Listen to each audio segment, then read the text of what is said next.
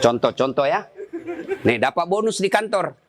Lalu suaminya berkata, "Ma, ini kan COVID lama kita tidak kunjungi bapak di kampung. Kita kunjung tentu bawa wabah buat ibu bapak kita. Sudahlah, ini bonus kita transfer aja. Mudah-mudahan ini bisa digunakan ibu. Beli makanan kesukaan. Dia menikmati air usia senja." Apa kata istrinya? "Apa? Ibumu terus. Kawin kok sama ibumu?" Nih dongo. Mana orang bisa kawin sama ibu? Ada kan ibu ngomong begitu, beleng-beleng. Ini asli beleng-beleng. Mana bisa pilih kok, mamamu atau saya? Mana bisa dipilih antara ibu dengan istri?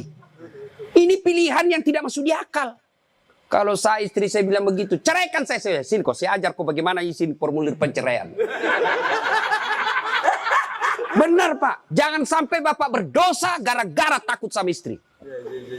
Hilang berkah hidup rumah tangga kalau ibu takut sama istri berbuat baik sama orang tua gara-gara takut sama istri.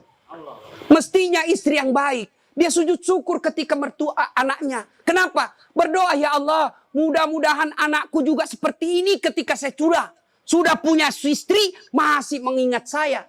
Tapi kalau dari kecil anak kita dipertontonkan tidak boleh berbuat baik sama mertua, maka begitu ibu nanti juga tua, dikasih masuk panti jompo sama anak mantunya. Si mau kok. Saya yakin tidak ada yang mati dalam keadaan berzina. Ya, insya Allah kita tidak akan mati dalam keadaan lagi teler, nyako. Insya Allah tidak akan mati dalam keadaan di atas perut perempuan. Insya Allah kita tidak akan mati dalam keadaan ngerampok.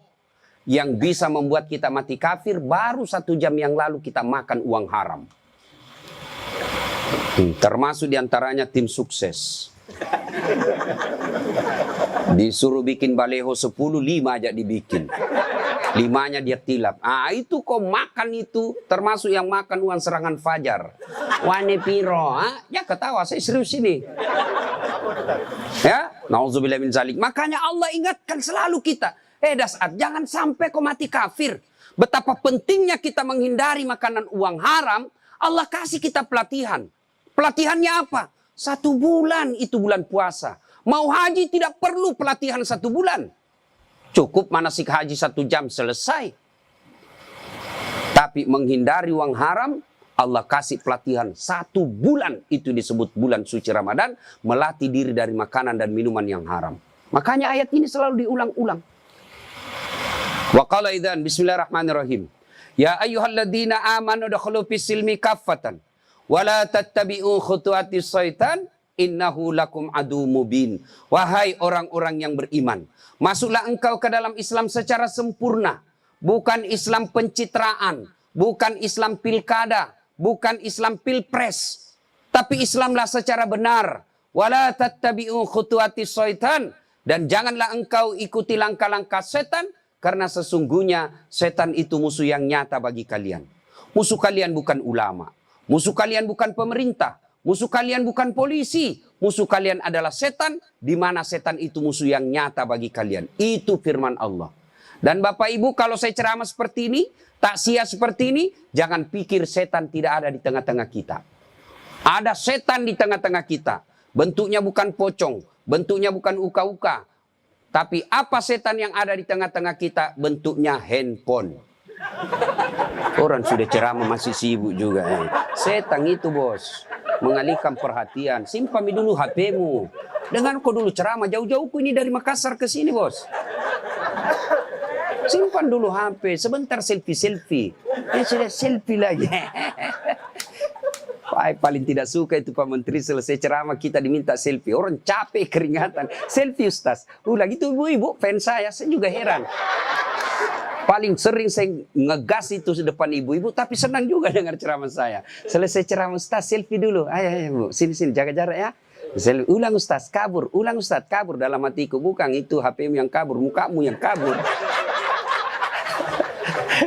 Simpan dulu HP bos, simpan dulu. Kita dengar ceramah dulu ya. Ya, kita dengar. Kalau bisa jangan ada siaran langsung, minta tolong ya. Karena ini acara untuk orang Islam, ya. Nah, kalau kita siaran langsung, tiba-tiba ada yang tidak senang dengar dakwah saya, dibulilah saya. Kalau ada Bapak mau nonton nanti ceramah saya, simak di YouTube saya. channel saya. Jangan lupa like and share. Macam Pak Eko. Ya, simpan dulu HP. Kita dengar dulu ceramah ya. Simpan dulu ya, bisa? Pak, kalau Bapak nasihat perkawinan tidak perhatikan, wajar, lagi gembira-gembira. Orang masuk rumah baru ada ceramah, Bapak tidak simak, ya wajar, orang lagi senang-senang. Tapi kalau tak sia, masih juga belum konsentrasi dengar ceramah, mati sudah hatinya Bapak itu. Itu yang disebut Quran, kaswatul qalbi. Bahasa Bugisnya kakdoro. Mekeddo hati, keras hati. Diceramai tidak dengar. Diceritakan neraka, apa dia bilang? Kayak dia dari neraka. Mati hatimu itu. Yang ketawa, saya serius ini.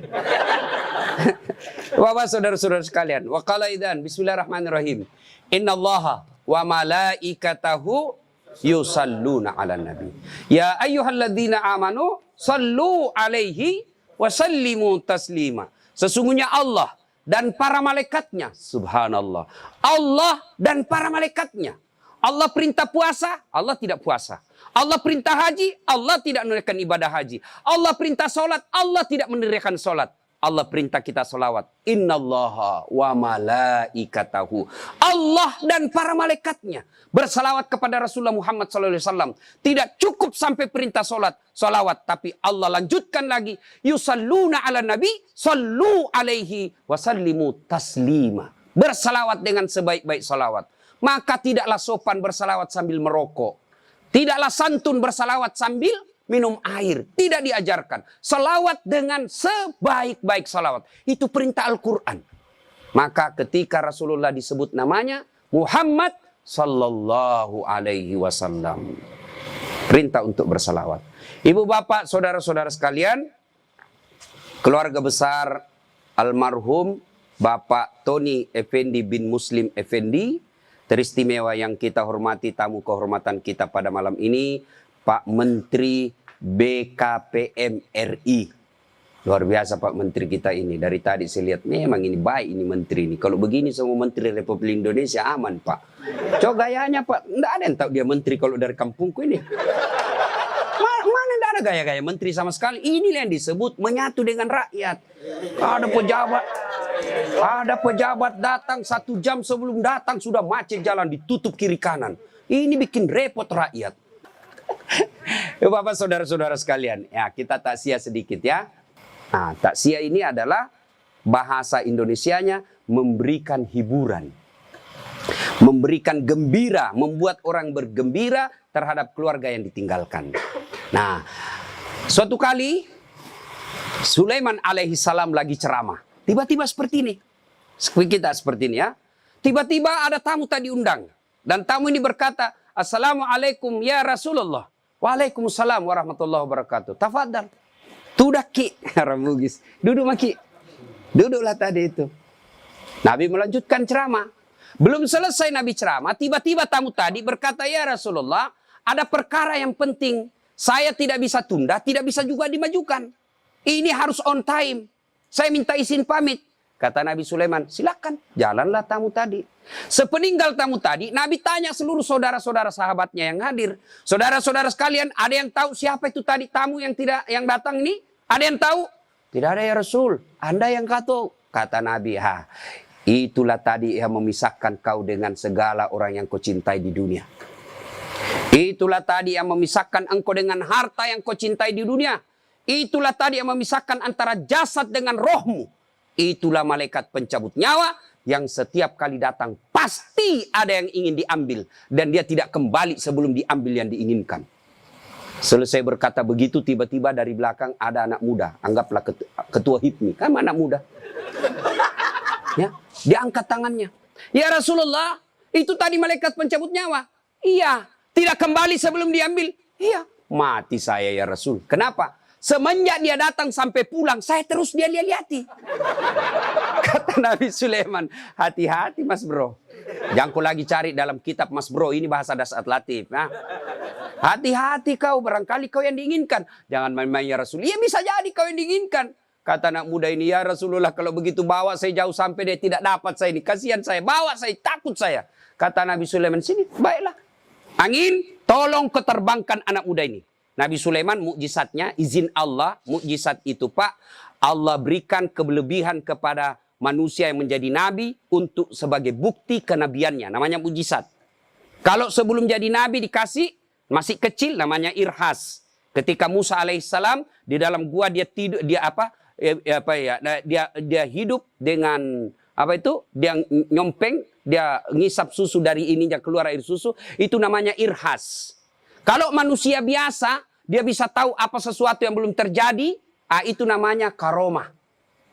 Tapi kalau dia tidak pernah sholat, tidak pernah puasa, tiba-tiba dia tahu, dukun. Ya. Nah, ibu bapak, saudara-saudara sekalian. Nah, ini mukjizat Nabi Sulaiman, pandai memerintah angin, berbicara dengan jin, memerintahkan jin, termasuk berkomunikasi dengan semut. Kata Nabi Sulaiman, angin, tolong kau terbangkan anak muda ini. Bawa sejauh dia mau pergi. Bawa dia kemana saja dia mau pergi. Siap. Naiklah anak muda ini ke angin. Naik. Terbang kiri, kanan, lurus, kiri, kanan. Dia bilang, jauh. Sudah jauh saya ini. Angin. Turunkan saya. Kurang ngajar. Kasih kaget tadi tamu itu tadi. Turunkan saya. Pas turun, baru satu langkah kakinya diinjakkan di tanah. Ketemu itu tadi tamu. Dari mana kau? Dari tadi saya tunggu kau. Kenapa saya tinggalkan tempat pengajian tadi? Karena Allah takdirkan kau harus saya cabut nyawamu di sini. Maka saya ke sini. Meninggal di tempat itu, padahal kenyataannya dia mau menghindari kematian. Hakikatnya dia datangi kematian itu. Kullu nafsin sa'ikatil maut. Semua yang hidup pasti akan mati. Kita semua ini pasti mati, Pak. Benar kata menteri tadi. Tinggal nunggu giliran. Dan macam-macam keadaan orang menghadapi sakaratil maut. Kan biasanya kalau kita cerita kematian, Pak, ini langsung anak muda lihat. Ketika kita cerita kematian, itu anak muda langsung orang pensiun dia lihat. Dan sudah putih rambutnya. Apa maksudmu, bos? Kau pikir orang tua dulu, kau kasih kaget orang tua. Yang namanya kematian tidak harus tua dulu. Yang namanya kematian tidak sakit dulu. Yang namanya kematian asal ada nyawa dalam diri kita siaga 24 jam. Siapa sangka Pak Tony malam ini saya takziah di sini. Siapa sangka? Semua keluarganya berpikir nanti akan jadi ini, nanti akan seperti ini, nanti akan seperti ini. Tidak ada yang pikir malam ini kita takziah di rumah ini. Lalu kenapa Allah rahasiakan kematian? Supaya kita berpastabikul khairat. Berlomba-lomba kebaikan. Kalau saya diberitahu, saat kau mati nanti 2020, 2025. Maka nanti 2024 saya tobat. Saya hantam maksiat segala kiri kanan. Nanti saya mau mati baru saya tobat. Akhirnya apa? Amal saya sedikit. Tapi karena tidak saya tahu, maka saya harus memperbanyak amal. Karena saya merantaunya bukan ke Surabaya. Saya merantaunya bukan ke Padang. Saya merantaunya bukan 1 tahun. Saya merantaunya bukan seumur hidup. Merantau saya akhir tidak ada akhirnya. Maka perlu dirahasiakan supaya Bapak punya bekal yang banyak. Nah, bicara tentang kematian, ada beberapa hal yang ingin saya sampaikan. Satu, tidaklah meninggal seseorang sebelum menghadapi sakaratil maut. Dan orang menghadapi sakaratil maut, Pak, macam-macam modelnya. Pernah lihat orang sakaratil maut? Pernah? Saya sering. Makanya jangan pandang enteng itu Ustadz. Kenapa? Kalau Bapak mau mati, Pak, bukan menteri yang Bapak cari. Bukan. Pak Camat, takut menghadap, Pak. Siapa yang Bapak cari? Pengurus masjid. Siapa yang Bapak cari? Pak Imam. Siapa yang kita cari? Penghafal Quran. Makanya jangan anggap enteng karena masing-masing punya keahlian. Pak Balil hebat mengelola ekonomi, bisnis, jago. Hebat juga. Tapi masing-masing, maka jangan meremehkan Ustadz. Ada saatnya Bapak butuhkan. Makanya kalau undang Ustadz jangan juga kasihan tidak dihargai. Kalau artis dia undang, Masya Allah. 1 bulan sebelum acara sudah booking time. Block time. Uang block time-nya transfer lebih dulu. Dikasih bisnis kelas. Hotel bintang 5. Dari bandara ke lokasi hotel dikawal tentara polisi. Pak, datang hanya bawa alamat palsu. Tak tuntun, putar ke kiri nona, putarlah ke kanan, patolo-tolo. Sekalinya penghafal Quran dia butuhkan, tidak dia jemput Pak Grab, ojek, Dia kirim ojek, ojek tua lagi di kita Pak. Tak gantunglah kaki kita satu. Kehujanan Pak, satu mantel kita pakai dua. Baca doa 1 jam sampai keringatan. Sallallahu alaihi wasallam. Jangan ya, masing-masing punya kelebihan. Muliakan ulama. Ya, jangan dimusuhi itu ulama. Kalau Allah murka, habis kita Pak. Biar banyak duit, tidak ada bahagia kalau Allah sudah murka kepada kita. Dan salah satu penyebab murkanya Allah kalau kita menzalimi ulama. Jangan lihat dasatnya, tapi lihat misinya. Misinya bukan kejar bupati, bukan kejar anggota DPR, tapi mengajarkan amar ma'ruf nahi mungkar. Kalau di dunia ini sudah tidak ada amar ma'ruf nahi mungkar, maka tidak ada gunanya kita punya negara. Ibu bapak, saudara-saudara sekalian. Nah, berbicara tentang sakaratil maut, macam-macam model orang Pak. Coba lihat orang Pak. Orang menghadapi sakaratil maut, macam-macam. Dan orang yang paling tersiksa menghadapi sakaratil maut, orang yang durhaka kepada kedua orang tuanya. Lihat mereka yang durhaka sama orang tuanya. Lihat, jadikan pelajaran. Tidak mungkin dia sakaratil maut dengan selamat. Tidak mungkin. Satu contoh untuk menggugah kita. Sahabat Nabi. Sahabat itu ada 4 syaratnya Pak. Tidak semua boleh disebut sahabat. 1, hidup sesama dengan Nabi. 2, bertemu dengan Nabi. Biar sesaman tapi tidak ketemu dengan Nabi, tidak boleh disebut sahabat. Yang ketiga, beriman kepada Nabi. Hidup sesama dengan Nabi. Ketemu dengan Nabi, tapi tidak beriman kepada Nabi, tidak boleh disebut sahabat. Siapa? Abu Jahal, Abu Lahab. Yang keempat, wafatnya tetap beriman kepada Nabi. Sudah ketemu dengan Nabi, sesama dengan Nabi, beriman kepada Nabi. Ternyata matinya tidak beriman kepada Nabi. Karena dia kufur kembali ke agama semula, agama nenek moyangnya. Tidak boleh disebut sahabat. Siapa? Seperti Abdullah bin Ubay. Sahabat Nabi ini bernama Alqamah. Rajin sekali ibadah. Di mana Nabi dakwah, di depan ada Alqamah. Di mana Nabi berjamaah, di belakang ada Alqamah. Tapi anehnya ketika sakaratil maut tidak bisa mengucapkan 2 kalimat syahadat. Dibimbing oleh Bilal, la ilaha illallah. Alqamah cuma katakan, la, tidak ada. La, tidak ada. Itu aja disebut. Bilal doakan, tetap tidak bisa. Lapor sama Nabi. Ya Rasulullah, si Alqamah sakaratil maut tidak bisa syahadat.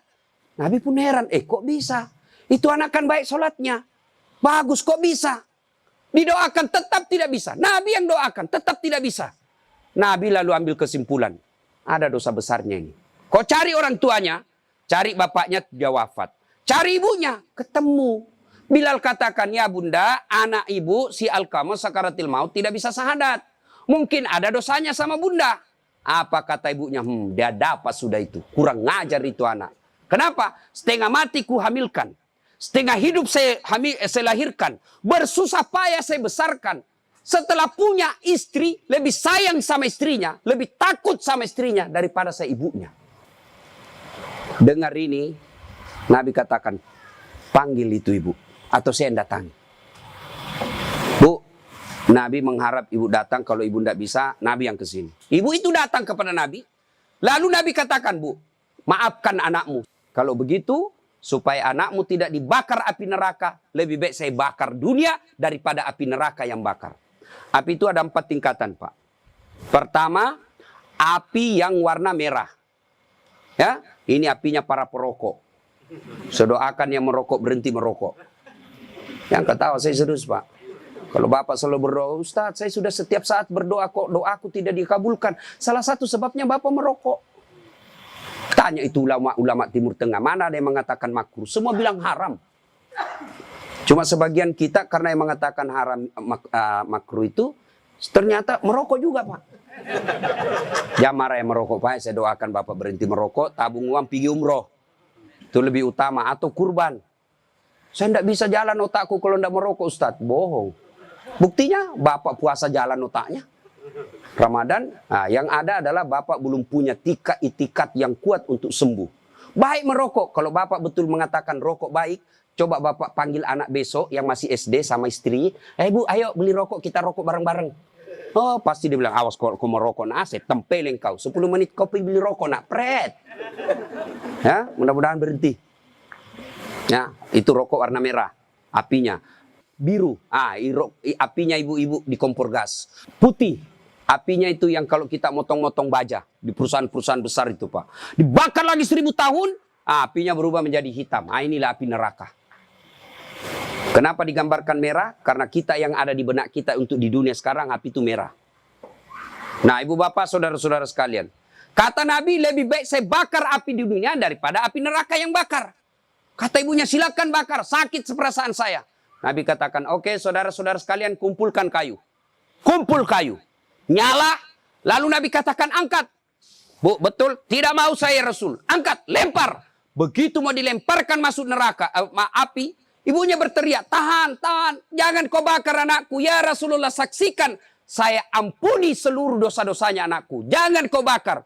Tidak ada artinya penderitaan saya, kedurhakaan dia. Tidak ada artinya kedurhakaannya banding penderitaan saya. Hamil, melahirkan dan membesarkan dia. Saya maafkan anakku. Nabi lalu bertanya, betul ibu maafkan? Betul ya Rasul. Turunkan dia. Setelah diturunkan, dituntun kembali. La ilaha illallah Muhammad Rasulullah. Mampu dia syahadat dan wafat. Kisah ini menunjukkan bahwa sahabat Nabi saja durhaka kepada kedua orang tuanya, durhaka kepada ibunya, tidak bisa syahadat ketika sakaratil maut.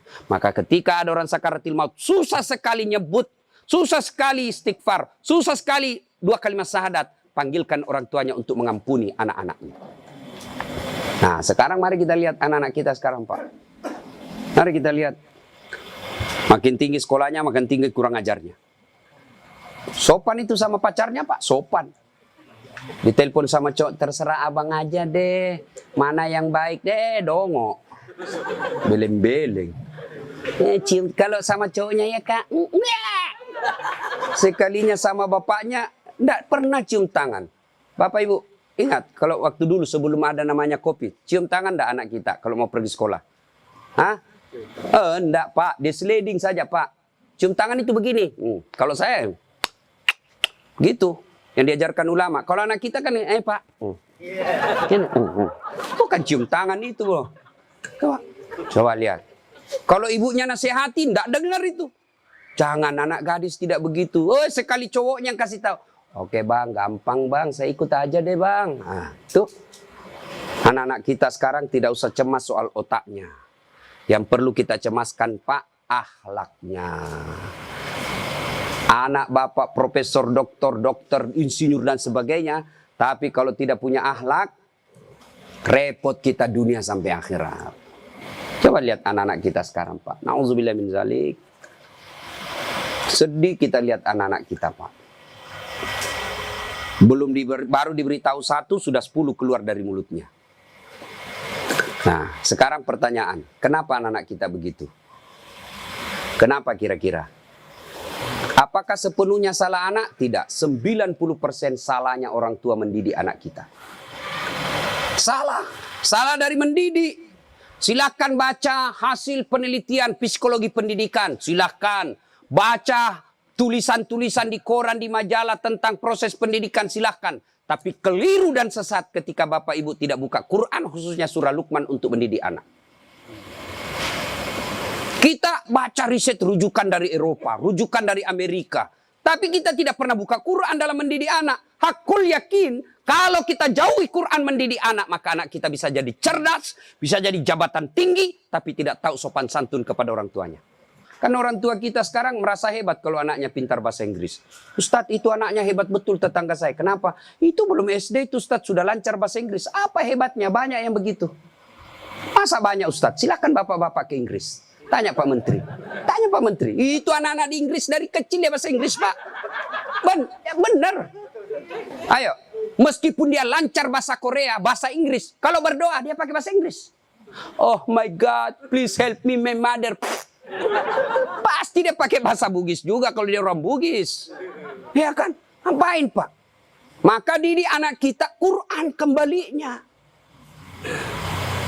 Satu kisah. Rasulullah ke suatu tempat. Dalam perjalanan ke tempat tersebut, Nabi melewati pemakaman. Nabi lalu bersabda, langkahkan kakimu dengan cepat ketika lewat pemakaman. Seluruh sahabat mempercepat langkahnya. Sampai Nabi di tujuan. Selesai urusan, balik lagi dengan rute yang sama. Lewat di pemakaman, seluruh sahabat melangkahkan kaki dengan cepat. Karena tadi diperintah cepat. Tanpa perintah Nabi, percepat langkah. Nabi katakan, tidak usah, kau santai aja jalan. Ya Rasulullah, tadi pergi disuruh cepat. Sekarang kau tidak. Kata Nabi, tadi itu andai kau diberi telinga seperti pendengaranku. Tadi itu waktu pergi disiksa orang dalam kubur. Saya tidak mau lama-lama mendengarnya. Tidak tega saya mendengar dia disiksa. Maka saya mau jauh supaya saya tidak dengar. Waktu pulang tidak lagi. Kenapa? Saya dengar berita dari Jibril.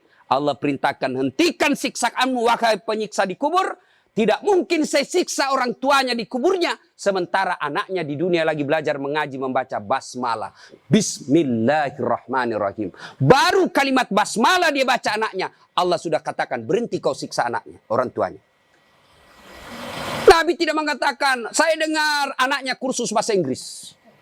Anaknya kursus aritmatika. Anaknya kursus komputer. Tidak. Tapi apa? Quran. Maka didik anak kita Quran. Ya Pak ya? Itu dosa anak-anak yang masih sekolah. Kalau kita ini yang sudah punya istri, model durhakanya, nah seperti tadi, lebih takut sama istrinya daripada ibunya. Ada di sini bapak-bapak takut sama istri. Berhenti kau jadi laki-laki kalau takut sama istri. Apa mau takut? Nah kita setengah mati cari ikan uang. Saya serius ini Pak Menteri. Coba lihat Pak. Dari pagi kita keluar mikir untuk istri. Supaya dia bisa beli emas. Supaya dia bisa pakai kudung yang bagus. Supaya dia bisa pakai tas yang mewah. Supaya dia bisa pakai sepatu yang up to date. Semua kita pikir itu. Mana pernah istri kita mikirkan kita bagaimana supaya kita pakai berlian? Tidak pernah. Kita pikir itu Pak. Bukan cuma di dunia, sampai di akhirat. Makanya tidak masuk akal saya kalau ada suami takut sama istrinya. Mana mau takut? Semua kita tanggung dunia akhirat. Ya, di dunia kita tanggung AC-nya. Di dunia kita tanggung cicilan mobil. Di akhirat kita tanggung lagi dosa istri. Lalu dia kasih takut-takut kita. Pret! Bagaimana ceritanya? Lain kalau dia kasih kita modal 10 miliar. Kau sudahlah, kau duduk saja. Kita takutlah nanti habis modal. Tapi kalau kita juga yang cari uang. Lalu kita takut sama istri. Tidak masuk akal saya. Ya nggak Ustaz. Dia pecahkan piring. Kalau dia pecahkan satu, kasih pecah satu lusin. Kenapa? Piring boleh dibeli. Harga diri sebagai suami tidak boleh diinjak-injak istri. Takbir. Yang takbir pasti takut sama istrinya. Coba. Itu kan ada laki-laki dosa sama mertua, sama ibunya gara-gara takut sama istri. Contoh-contoh ya. Nih dapat bonus di kantor. Lalu suaminya berkata, "Ma, ini kan COVID lama kita tidak kunjungi bapak di kampung. Kita kunjung tentu bawa wabah buat ibu bapak kita. Sudahlah, ini bonus kita transfer aja. Mudah-mudahan ini bisa digunakan ibu. Beli makanan kesukaan. Dia menikmati air usia senja." Apa kata istrinya? Apa? Ibumu terus. Kawin kok sama ibumu? Nih dongo. Ada orang bisa kawin sama ibu. Ada kan ibu ngomong begitu, beleng-beleng. Ini asli beleng-beleng. Mana bisa? Pilih kok, mamamu atau saya. Mana bisa dipilih antara ibu dengan istri? Ini pilihan yang tidak masuk di akal. Kalau saya istri saya bilang begitu, ceraikan saya. Sini kok, saya ajar kok bagaimana isi formulir penceraian. Benar Pak, jangan sampai Bapak berdosa gara-gara takut sama istri. Hilang berkah hidup rumah tangga kalau ibu takut sama istri berbuat baik sama orang tua gara-gara takut sama istri. Mestinya istri yang baik. Dia sujud syukur ketika mertua anaknya. Kenapa? Berdoa, ya Allah, mudah-mudahan anakku juga seperti ini ketika saya sudah punya istri, masih mengingat saya. Tapi kalau dari kecil anak kita dipertontonkan tidak boleh berbuat baik sama mertua, maka begitu ibu nanti juga tua, dikasih masuk panti jompo sama anak mantunya. Si mau kok. Dari ibu ya. Mestinya sujud syukur. Alhamdulillah saya punya suami perhatian betul sama mertua. Mudah-mudahan anak saya juga seperti ini. Ya Allah, terima kasih kau kirim orang tua ini. Gara-gara ini orang tua saya punya suami jadi menteri. Andai saja bukan suami ini, orang tua ini punya anak, mungkin suami saya pengangguran. Bersyukur dengan cara apa? Jangan halangi. Dan kita juga suami jangan bersebelah. Mertua juga kita adalah orang tua kita. Konsep Islam itu ada 3 orang tua. 1 ibu bapak, 2 mertua, 3 orang yang pernah mengajari ilmu. Itu orang tua kita. Maka yang baik, datang ibunya suami, istri yang kasih hadiah. Datang orang tuanya istri, suami yang kasih hadiah. Malah jangan sembunyi-sembunyi. Karena takut sama istri, masuk di dapur mamanya. Mak. Jadilah istri saya, mati saya. Beleng-beleng. Ya? Takbir. Jangan sampai bapak menjadi anak durhaka hanya karena takut kepada istri. Itu camkan itu, Pak. Maka saya bilang sama istri saya, boleh kau marah-marah sama saya. Ada rezeki dari saya, kau habisi duit, itu rezekimu. Boleh kau maki-maki saya kalau kau marah. Boleh kau lempar kepalaku, yang penting tidak dikena. Satu yang tidak boleh sedengar, jangan pernah kau sakiti perasaan ibu saya. Begitu sakit perasaan ibu saya, tidak ada mantan orang tua. Tapi istri, banyak namanya mantan istri. Nah itu harus tegas, ini prinsip buat kita anak. Nah ini golongan pertama yang menderita ketika sakaratil maut, anak yang durhaka kepada orang tuanya. Bagaimana dengan almarhum anak Pak Tony? Atau kita yang sudah meninggal orang tuanya. Ustadz, saya dulu anak durhaka Ustadz. Berapa sering saya kasih keluar air mata ibu saya Ustadz. Tapi saya sudah sadar, saya sudah hijrah sekarang. Tapi orang tua saya sudah ada kubur. Gimana cara berbuat baiknya? 1, doakan. Mendoakan orang tua tidak harus pakai bahasa Arab. Mendoakan orang tua bagi yang menikah ada 4 minimal kita minta. Ya Allah, ampuni dosanya. 2, terima amalnya. Ada amal tidak diterima? Ada. Amal-amal pilkada. Sumbang jilbab 10.000. Supaya dicoblos. Nah, nanti ya Allah mana jilbabku 10.000 kata malaikat. Bos, pilkada jilbabmu. Ya, tidak sampai. Pun kalau ada amal orang tua kita seperti itu, dia pernah caleg, maka kita berdoa, ya Allah terima amalnya orang tuaku. Yang ketiga, lipat gandakan amalnya tersebut. Dan yang keempat, lapangkan alam kuburnya, jadikan kuburnya menjadi taman-taman surga. Lalu tutup dengan doa yang ada Al-Quran, Allahumma gfirli wali walidayya warhamhuma kama rabbayani shaghira. Doakan. Yang kedua, cara berbuat baik kepada orang tua sebelum meninggal adalah bersedekah atas nama orang tua. Saudara-saudara sekalian, saya sebagai anak pertama, ini memang ada hak waris kita. Rumah ini kita 4 bersaudara, kita punya hak waris. Tapi inilah peninggalan Bapak yang beliau sejak jadi pegawai sampai pensiun mencicil rumah ini. Tidak elok rasanya begitu meninggal, beliau tidak menikmati rumah ini. Lebih baik rumah ini kita jual, kita belikan beliau jadikan masjid. Nah, setengah dari ini warisan barulah kita bagi. Bagaimana adik-adik? Setuju? Setuju, Kak. Nah, biasa kalau ada begini istri yang menghasut. Apa kek, kau kan anak pertama, masa kau mau diatur sama adikmu, dongo ini. Nah, itu biasa itu begitu. Jadi penghasut. Nah, bersedekah atas nama orang tua. Ada lagi yang berkata tidak sampai kalau sudah meninggal Ustadz. Mau bukti bawa sedekah kepada orang meninggal sampai? Mau bukti? Mau Pak? Mau, saya kasih bukti. Gimana caranya? Bapak meninggal dulu, saya kirimkan sedekah. Sebab yang begini alam gaib Pak, tidak bisa diakali. Kalau Bapak tidak percaya sudah mati duluan deh, saya kirim Fatihah dengan binatang kurban. Yang ketiga, cara berbuat baik kepada orang tua sudah meninggal adalah mengunjungi karib kerabatnya. Besok lusa, anaknya almarhum, ya masih hidup teman-temannya Bapak, ketika sudah usur, anaknya sudah menjadi pembesar, maka kunjungi karibnya. Itulah cara berbuat baik kepada orang tua yang sudah meninggal. Dan yang paling konkret, kalau mau berbuat baik kepada orang tua sudah meninggal adalah jadilah anak yang soleh atau soleha. Nah ibu bapak saudara-saudara sekalian. Makanya bapak selalu berdoa. Ya Allah biha, ya Allah biha, ya Allah bihusnul hatimah. Itu doa. Maka bapak-bapak yang sudah pensiun, tidak usah lagi. Ya Allah mudah-mudahan bisa beli ruko. Ya Allah mudah-mudahan bisa gedung. Sudahlah. Bapak sudah pensiun, sudah umur, alhamdulillah. Yang bapak perlu banyak berdoa, taubatan qablal maut. Warahmatan indal maut, wa maghfiratan ba'dal maut. Allahumma hawwin alaina fi sakaratil maut. Kalau ini doa dikabulkan Allah, aman Bapak menghadapi sakaratil maut. Taubatan qablal maut, bertobat sebelum mati. Warahmatan indal maut, dirahmati ketika dicabut nyawanya. Wa maghfiratan ba'dal maut, diampuni setelah mati. Kalau ini 3 dikabulkan Allah, aman Pak. Tobat, 90 tahun umurnya, 85 tahun dia tobat, 5 tahun sebelum meninggal dia tobat. Hapus itu dosa-dosa.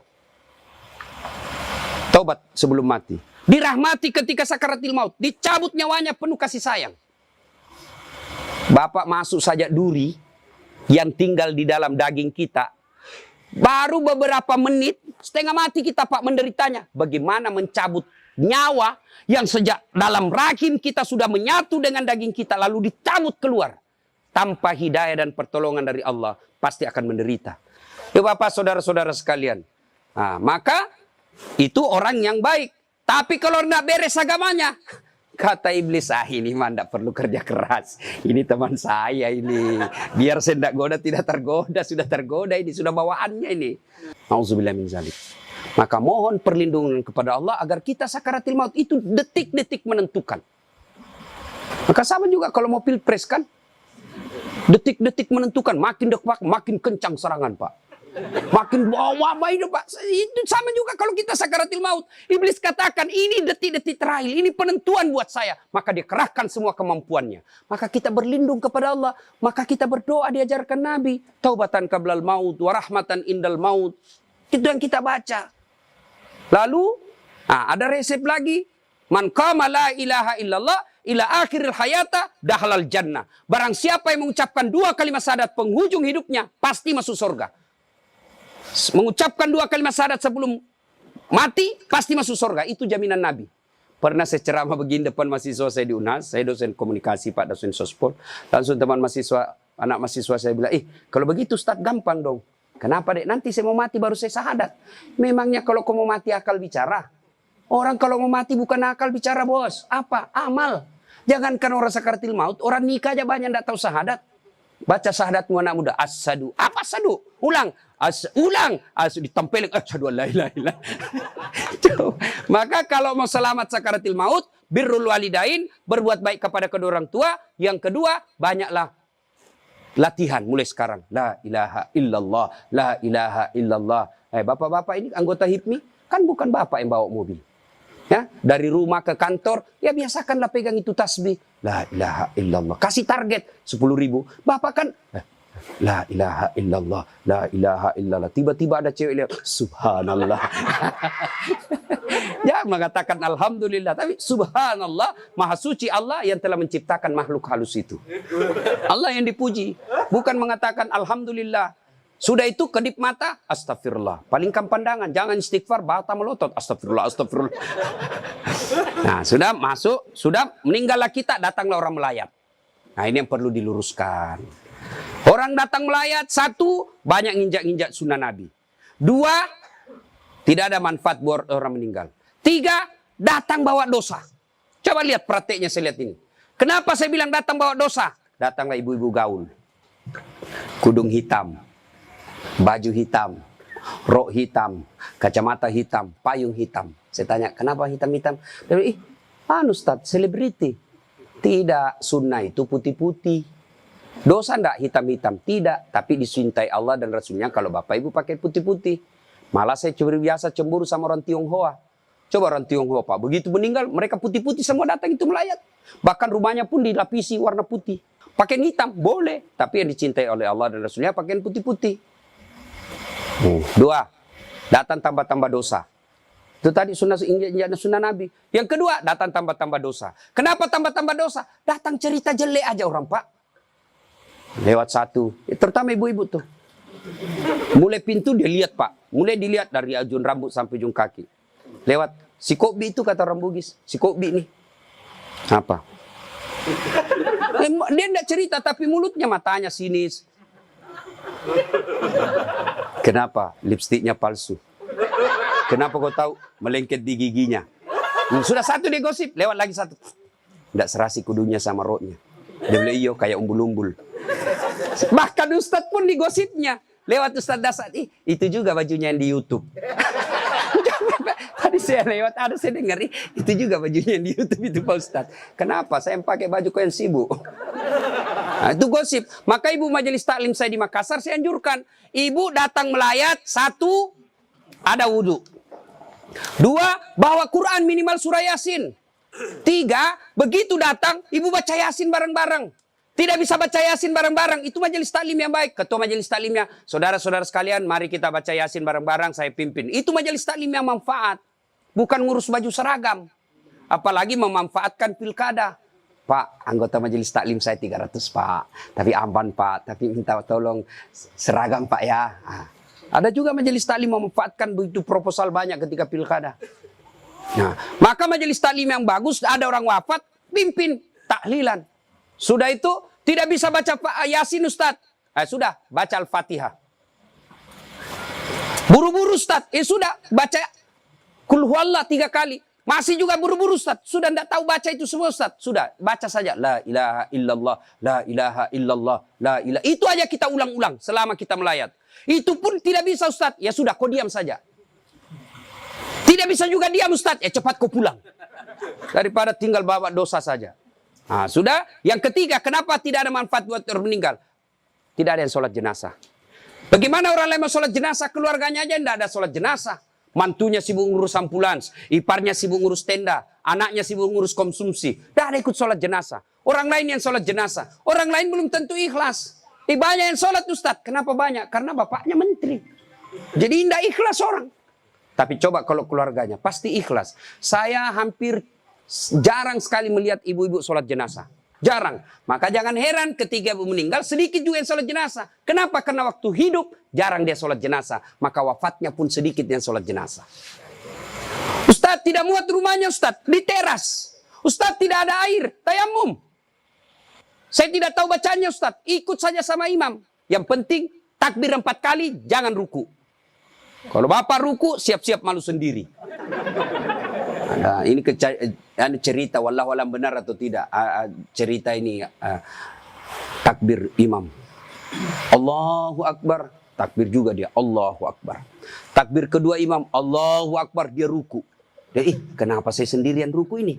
Takbir ketiga imam dia sekalian sujud deh, dia sujud. Pas selesai sholat ditanya, kenapa kau sujud? Dia bilang ini orang banyak sekali dosanya, tidak diampuni kalau tidak ruku. Supaya habis sekalian, ya sekalian saya sujud. Ini jawaban orang kepepet. Nah ibu bapak, saudara-saudara sekalian.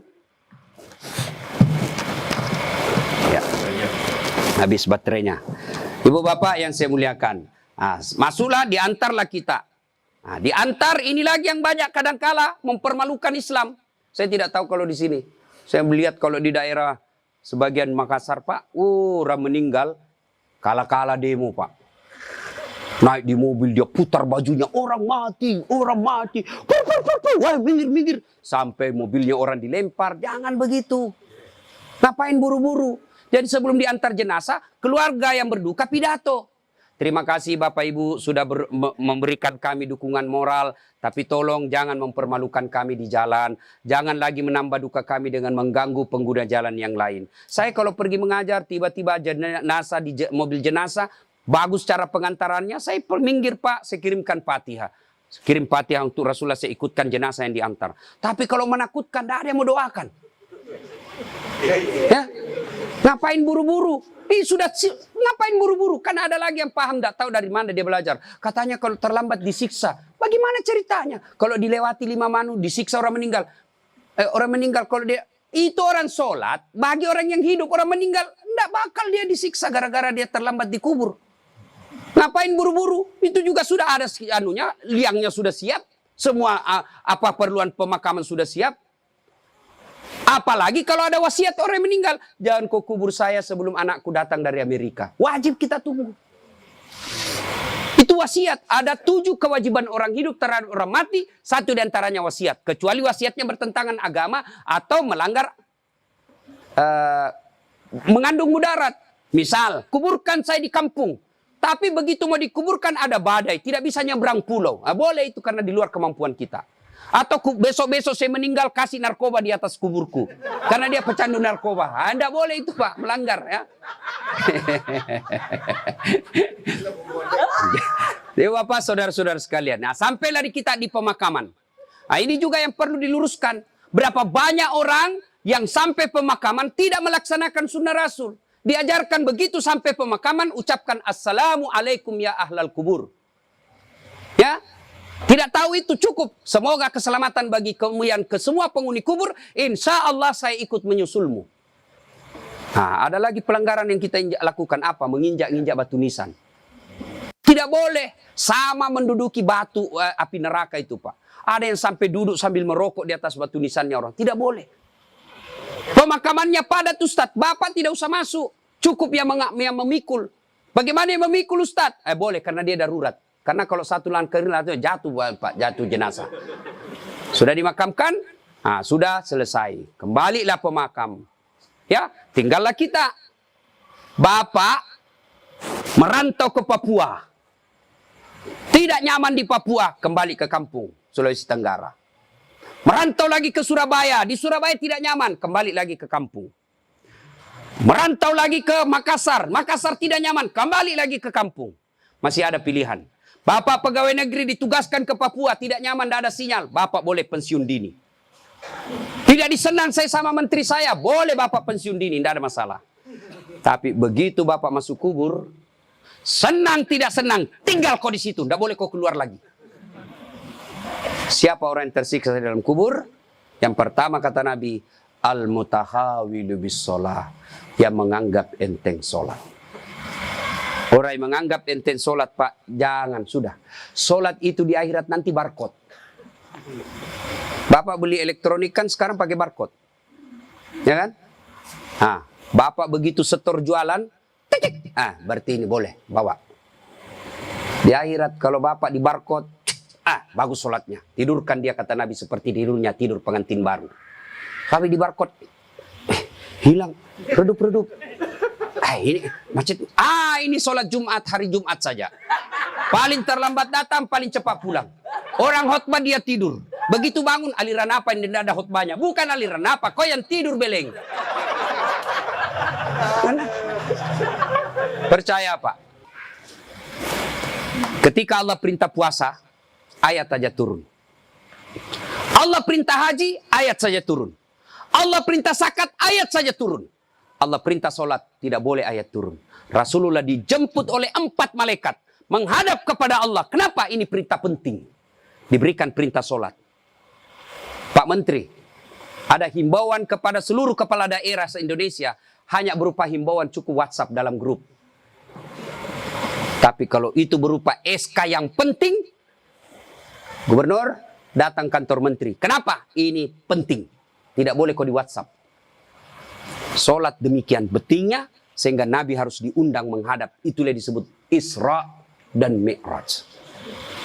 Bapak kerja jadi Grab, jadi menteri. Munafik kalau Bapak katakan bukan untuk dunia saya. Bohong. Kita bekerja apapun profesi kita untuk memperbaiki dunia. Lalu siapa yang punya dunia? Allah Subhanahu wa ta'ala. Artinya mustahil dunia dalam genggaman kalau yang punya dunia Bapak jauhi. Saya kasih contoh. Saya akrab dengan Pak Menteri.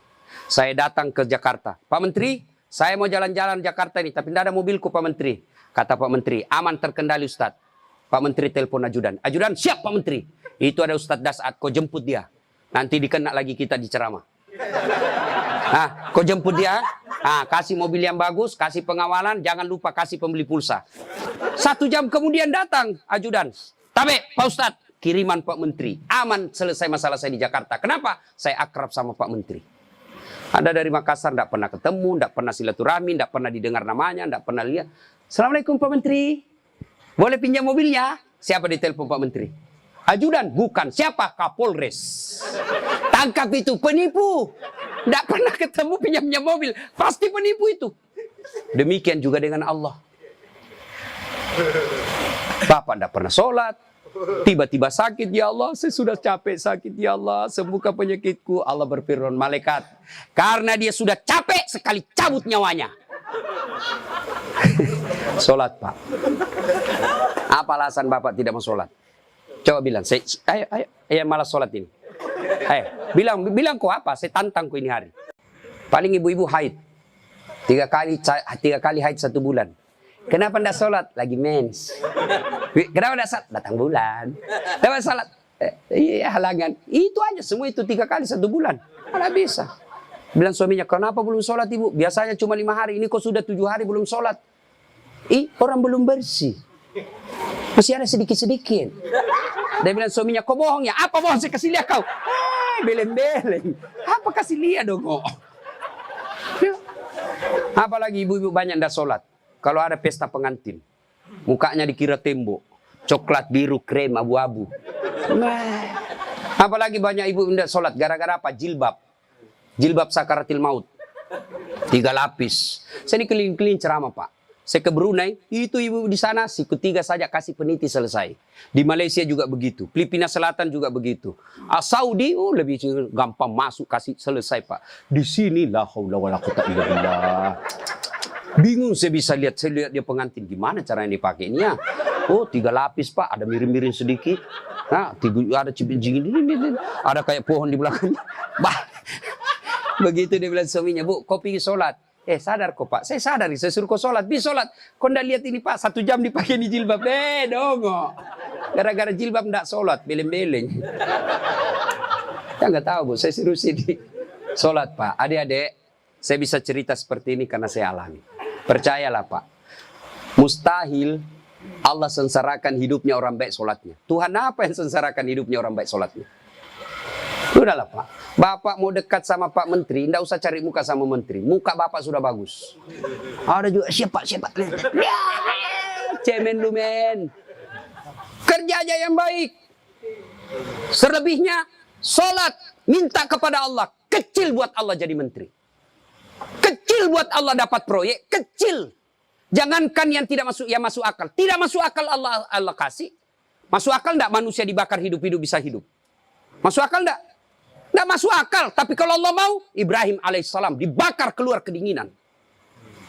Masuk akal nggak perempuan hamil tidak pernah disentuh laki-laki? Kata ilmu kedokteran, nggak mungkin Ustaz. Tapi kalau Allah yang mau, Siti Maryam. Akhir Isa tanpa pernah disentuh laki-laki. Cuma sekarang banyak perempuan mau sayangan Siti Maryam. Ada suaminya ada nanya, beleng-beleng. Coba. Coba. Subhanallah. Banyak kejadian tidak masuk akal tapi terjadi. Fir'aun punya perda bunuh semua laki-laki yang lahir. Justru dibesarkan Musa di rumahnya Fir'aun. Kalau Allah yang mau. Tidak masuk akal tapi Allah mau jadi. Masuk akal tidak orang bisa hidup dalam perut ikan? Ada pernah masuk perut ikan?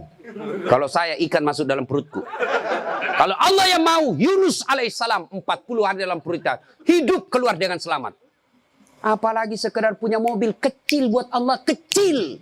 Lunas rumahmu kecil buat Allah. Terhindar dari wabah kecil buat Allah. Allah cuma minta ista'inu bisabri wassalah. Sabar, perbaiki solatmu. Saya yang selesaikan semua masalahmu. Itu janji Allah, bukan janji caleg. Kalau caleg, Pak, dikasih semua kita namanya, Pak. Pilih saya, gampang. Sama-sama kita orang Bugis. Ini masalah. Ada masalahmu, telepon saya 24 jam. Begitu ada masalahnya, dia ganti nomor HP-nya, Pak. Bapak, saudara-saudara sekalian, banyak yang ini saya sampaikan tapi waktu yang terbatas. Pada akhirnya saya tidak pernah berpikir berdiri di tempat ini. Mestinya jadwal saya ada di Makassar takziah malam ini. Tapi begitu Pak Herman telepon dan dibicarakan saya sama Pak Menteri, saya lupa janji saya 2, Pak. Ceramah saya hari ini di Makassar, saya lupa, Pak. Itu pasti karena orang yang meninggal orang baik. Saya terharu tadi istri beliau mengatakan, Ustadz, 3 bulan sebelum beliau wafat, ceramahnya Ustadz selalu dia putar. Maka beliau katakan, saya terharu Ustadz karena saya tidak tahu kalau Ustadz yang mau ceramah malam ini. Ini karena kekuatan silaturahim. Ini karena pejabat yang baik. Ya. Banyak-banyak pejabat saya kenal, Pak. Kalau temannya meninggal, paling kirim bunga. Ini alhamdulillah hadir memberikan dukungan dan mendatangkan Ustadz Dasat. Maju Pak Eko. Alhamdulillah ya. Bapak, saudara-saudara sekalian, sebelum kita akhiri, saya mau bertanya dan ini pasti dicatat oleh malaikat. Apakah Bapak Ibu bersaksi bahwa almarhum orang baik? Kalau ada dosa dan kesalahan dimaafkan? Catat ya malaikat, inilah menjadi amal kebaikan buat almarhum. Banyak yang ingin saya sampaikan tapi waktu yang sangat terbatas. Untuk ingin mendengarkan ceramah saya lagi, gampang, silahkan buka channel YouTube saya, Dasat Latif. Nah, jangan lupa like and share. Atau di Instagram Dasat Latif 1212. Terima kasih. Sebagai kesimpulan, kullu nafsin sa'ikatil maut. Semua yang hidup pasti akan mati. Al-mautu babun, mati adalah pintu yang setiap kita pasti melewatinya. Karenanya yang jadi masalah sesungguhnya bukan mati itu. Yang jadi masalah adalah sudah siapkah kita menghadapi kematian itu. Dan apa bekal sebaik-baik dalam menghadapi kematian? Satu diantaranya takwa, dan takwa itu operasionalnya, wujud nyatanya. Birrul walidain, berbuat baik kepada kedua orang tua, dan peliharalah sholat dengan sebaik-baiknya. Demikian, lebih dan kurangnya mohon dimaafkan. Nun wal kalam ya misturun, billahi fisabilil haq. Sebelum kita akhiri, mari kita kirimkan suratul Fatihah kepada Rasulullah Muhammad SAW. Khasiat dan keutamanya kita ikhlaskan untuk almarhum Bapak Tony Effendi bin Muslim Effendi. Ila hadratil Nabi Mustafa Muhammad SAW. Summa hususil ruhil almarhum Tony Effendi bin Muslim Effendi. Al-Fatihah. A'udzubillahiminasyaitonir bismillahirrahmanirrahim. Alhamdulillahirabbil alamin. Iyyaka na'budu wa iyyaka nasta'in. Amin. A'udzubillahi minasyaitonir rajim. Bismillahirrahmanirrahim. Allahumma shalli ala sayidina Muhammad wa ala ali sayyidina Muhammad. Alhamdulillahi rabbil alamin arrahmanir rahim maliki yaumiddin. Iyyaka na'budu wa iyyaka nasta'in. Allahumma ghfir lil mu'minina wal mu'minat wal muslimina wal muslimat al akhya'i minhum wal amwat innaka sami'un qaribun mujibud da'wat wa kadil hajat. Allahumma ghfir lana wal walidayna warhamhuma kama rabbayana shighara. Rabbana la tuzigh qulubana ba'da idh hadaytana wa hab lana min ladunka rahmah innaka antal wahhab. Allahumma inna nas'aluka salamatan fid din, salamatan fid dunya wal akhirah, wa afiatan fil jasadi, wa siyadatan fil ilmi, wa barakatan fil rizqi, wa taubatan qablal maut, wa rahmatan indal maut, wa magfiratan ba'dal maut. Allahumma hawwin alaina fi sakaratil maut wa najatan minan nari wal afwa indal hisab. Rabbana la tuzigh qulubana ba'da idh hadaytana wa hab lana min ladunka rahmah innaka antal wahhab. Ya Allah, Zat yang Maha membalas, balaslah segala kebaikan orang-orang yang telah mewakafkan waktu, harta dan ilmunya untuk acara ini. Angkat harkat dan martabatnya, wujudkan cita-citanya, bahagiakan keluarganya, dan jika kelak menghadap kepadamu, hadapkan dalam iman dan Islam. Ya Allah, ya Rabbi, ya Karim, ampuni segala dosa dan kesalahan yang pernah dilakukan oleh almarhum, ya Allah. Terima amal ibadahnya, terima amal ibadahnya, lipat gandakan segala kebaikannya, dan jadikan kuburnya sebagai taman-taman surga. Rabbana atina fid dunya hasanah, wa fil akhirati hasanah wa qina adzabannar. Subhana rabbika rabbil izzati amma yasifun, wa salamun alal mursalin walhamdulillahi rabbil alamin. Terima kasih, lebih dan kurangnya mohon dimaafkan. Assalamualaikum warahmatullahi wabarakatuh.